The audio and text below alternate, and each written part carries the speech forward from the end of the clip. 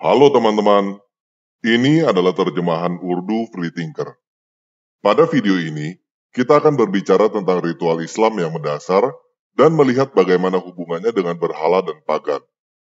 Islam mengklaim dirinya sebagai agama monoteis yang paling benar. Monoteis yang tidak mengizinkan pemujaan terhadap gambar dan berhala dalam bentuk apapun. Muslim berkata bahwa inilah alasan kenapa gambar dilarang di dalam Islam, dan kenapa Muhammad tidak diizinkan untuk digambar di dalam tradisi Islam. Quran menentang penyembahan dan pemujaan terhadap berhala atau gambar, seperti halnya agama Yahudi. Dan untuk menekankan hal ini, Muslim sering menceritakan kisah Abraham di dalam Al-Quran surah 21 ayat 52-67.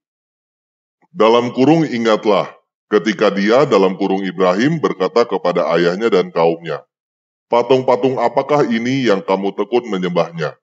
Mereka menjawab, "Kami mendapati nenek moyang kami menyembahnya." Dia dalam kurung Ibrahim berkata, "Sesungguhnya kamu dan nenek moyang kamu berada dalam kesesatan yang nyata." Mereka berkata, "Apakah engkau datang kepada kami membawa kebenaran atau engkau main-main?" Dia dalam kurung Ibrahim menjawab, "Sebenarnya Tuhan kamu ialah Tuhan dalam kurung pemilik langit dan bumi. Dalam kurung dialah yang telah menciptakannya. Dan aku termasuk orang yang dapat bersaksi atas itu. Dan demi Allah, sungguh, aku akan melakukan tipu daya terhadap berhala-berhalamu setelah kamu pergi meninggalkannya." Maka dia dalam kurung Ibrahim menghancurkan dalam kurung berhala-berhala itu berkeping-keping, kecuali yang terbesar dalam kurung induknya, agar mereka kembali dalam kurung untuk bertanya kepadanya. Mereka berkata, "Siapakah yang melakukan dalam kurung perbuatan ini terhadap Tuhan-Tuhan kami? Sungguh dia termasuk orang yang zalim." Mereka dalam kurung yang lain berkata, "Kami mendengar ada seorang pemuda yang mencela dalam kurung berhala-berhala ini, namanya Ibrahim." Mereka berkata, dalam kurung kalau demikian, bawalah dia dengan diperlihatkan kepada orang banyak, agar mereka menyaksikan. Mereka bertanya, "Apakah engkau yang melakukan dalam kurung perbuatan ini terhadap Tuhan-Tuhan kami, wahai Ibrahim?" Dia dalam kurung Ibrahim menjawab, "Sebenarnya dalam kurung patung besar itu yang melakukannya. Maka tanyalah kepada mereka, jika mereka dapat berbicara." Maka mereka kembali kepada kesadaran mereka dan berkata, "Sesungguhnya kamulah yang menzolimi dalam kurung diri sendiri." Kemudian mereka menundukkan kepala dalam kurung lalu berkata, "Engkau dalam kurung Ibrahim pasti tahu bahwa dalam kurung berhala-berhala itu tidak dapat berbicara." Dia dalam kurung Ibrahim berkata, "Mengapa kamu menyembah selain Allah, sesuatu yang tidak dapat memberi manfaat sedikit pun, dan tidak dalam kurung pula mendatangkan mudarat kepada kamu? Celakalah kamu dan apa yang kamu sembah selain Allah. Tidakkah kamu mengerti?" Nah, cerita Abraham ini tidak ditemukan di dalam Alkitab, tetapi ditemukan di dalam sastra Yahudi yang disebut Midras. Tepatnya, dapat ditemukan di dalam volume pertama yang disebut Genesis, yang merupakan tafsir atas buku pertama di dalam Alkitab. Di dalam koleksi Midras ini, para rabi membuat beberapa dongeng polemik untuk memberikan gambaran bahayanya kepercayaan politeis dan pagan.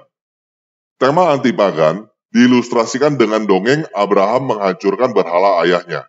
Abraham mengejeknya kekurangan akal sehat karena memanggil benda buatan tangan orang lain. Dia mengambil sebuah tongkat dan menghancurkan semua patung kecuali yang paling besar, dan dia menaruh tongkat itu di tangan patung itu. Dongeng ini dikarang kira-kira pada tahun 450, 100 tahun sebelum Muhammad. Sekarang kita kembali ke Quran. Menurut Quran, para penyembah berhala benar-benar percaya bahwa patung-patung itu beneran hidup. Oleh karena itu, Quran menuntut pendengarnya untuk menghindari penyembahan berhala dengan mengingatkan bahwa patung-patung itu tidak hidup dan tidak dapat melakukan apapun. Ini adalah tema umum di dalam Quran. Tetapi sebenarnya, hal ini berasal dari pemahaman yang keliru tentang penyembahan agama-agama lain. Patung-patung itu hanyalah gambaran yang membantu mereka untuk memfokuskan perhatian kepada sosok ilahi yang di luar bentuk itu sendiri. Hal ini ditemukan di dalam Buddha, Hindu, dan bahkan sebagian Kristen. Walaupun ada orang-orang Kristen yang menganggap patung Yesus itu suci, tetapi mereka tidak pernah menganggap bahwa patung itu benar-benar adalah manifestasi Yesus. Begitu juga patung Buddha tidak pernah dianggap sang Buddha itu sendiri secara literal. Dan saya tidak tahu apakah ada orang Hindu yang menganggap patung Krishna, Ganesh, atau Rama beneran hidup seperti yang disangka oleh Islam. Sebaliknya, Islam sendiri tidak lepas dari pemujaan benda-benda seperti yang dikatakannya itu. Di dalam Islam, Muslim sujud menyembah 5 kali sehari ke sebuah bangunan yang terbuat dari batu, yaitu Ka'bah yang mereka klaim sebagai rumah Allah. Ka'bah mengandung batu sakral yang disebut Hajar Aswad atau batu hitam yang diklaim datang dari surga. Tetapi, lebih memungkinkan bahwa batu itu adalah meteor yang jatuh dari langit lebih dari 15 abad lalu dan dianggap turun dari surga oleh orang-orang Arab. Muslim mengelilingi Ka'bah ketika ritual haji dan umroh. Ini adalah tindakan memutari objek yang sakral atau berhala. Dan kita tahu bahwa menurut tradisi Islam, ritual ini sudah dilakukan oleh pagan Arab jauh sebelum Islam.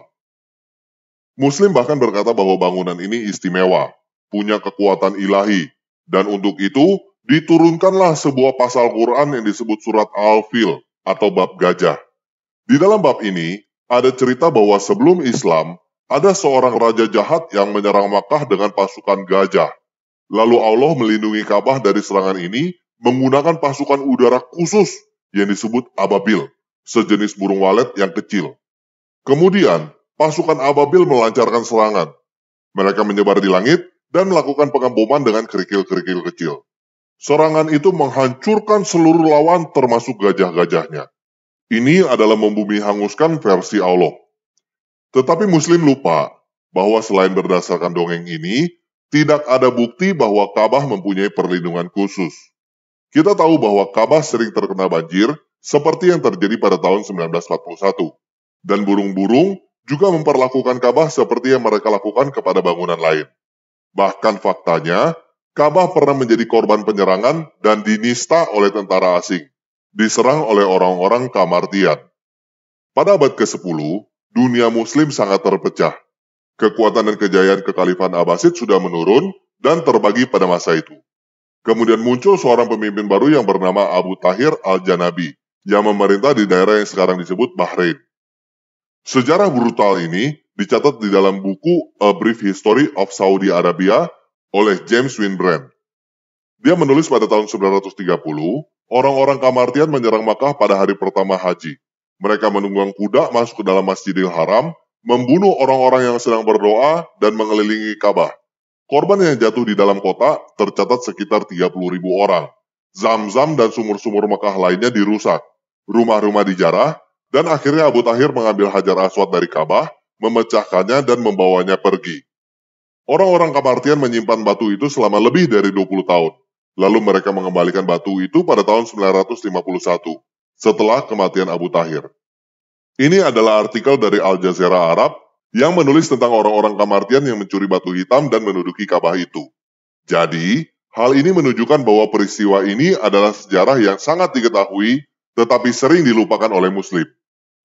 Muslim juga melempar batu ke arah tiang jumrah yang mereka percaya melambangkan setan yang mencobai Abraham untuk melanggar perintah Allah. Tetapi, bukankah ritual ini adalah bentuk pemujaan juga? Apakah tiang jumrah itu benar-benar adalah si setan? Apakah melempari tiang jumrah memberikan manfaat? Apakah berpengaruh pada setan atau menghasilkan sesuatu? Biasanya Muslim menanggapi hal ini dengan berkata, kami tidak menyembah Ka'bah, kami cuma berdoa menghadap Ka'bah, dan kami tidak benar-benar percaya bahwa tiang jumroh adalah si setan. Kami hanya menggunakannya untuk memfokus perhatian dan menunjukkan ketaatan kepada Allah. Tetapi, bukankah kata-kata ini tidak ada bedanya dengan kata-kata agama lain yang menggunakan patung? Jadi kamu bisa memilih untuk percaya kepada Islam. Itu adalah pilihanmu, dan aku menghormati hal itu. Tetapi ketahuilah bahwa Quran gagal mengerti apa arti berhala yang sesungguhnya. Penggunaan objek-objek untuk melambangkan ketaatan di dalam ritual Islam tidak ada bedanya dengan penyembahan berhala yang Islam sendiri tuduhkan kepada agama lain. Selain itu, Quran mengambil dongeng karangan Rabi Yahudi dan mengira bahwa hal itu adalah kenyataan sejarah. Kisah Abraham yang menghancurkan berhala tidak ditemukan di dalam Taurat atau di dalam Perjanjian Lama. Para ulama Yahudi sendiri menyatakan bahwa kisah itu hanyalah dongeng hasil imajinasi. Dan bangunan yang disebut rumah Allah itu pernah diserang dan dinista oleh suku kecil dari Bahrain. Para peziarah Muslim dibantai di tempat itu dan Hajar Aswad diambil. Tetapi tidak ada Allah yang datang atau pasukan udara ajaib yang tiba untuk menyelamatkannya.